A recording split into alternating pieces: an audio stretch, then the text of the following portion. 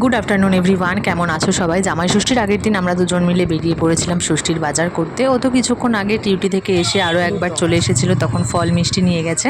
তখন একেবারে সবটা কেনাকাটি হয়নি, তাই এখন আমরা দুজন চলে এসেছিলাম কিছু কাঁচা সবজি বাজার করতে। এই যে এখানে কিছু সবজি কেনাও হয়ে গেছে।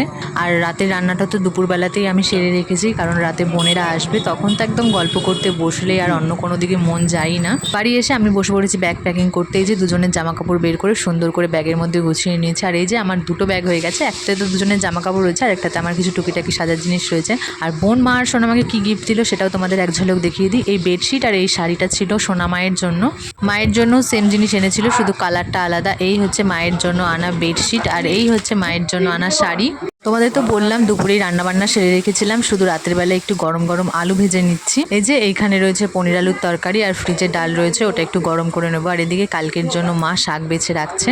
খাওয়া দাওয়া কমপ্লিট করে রাতের বেলায় বসে বসে বোন আর আমি গল্প করছিলাম। এদিকে সুন্দর করে নেল পলিশও পরে নিয়েছি। আমি সেটাই বলতে গেছিলাম, আমার কটা বাজে দেখা।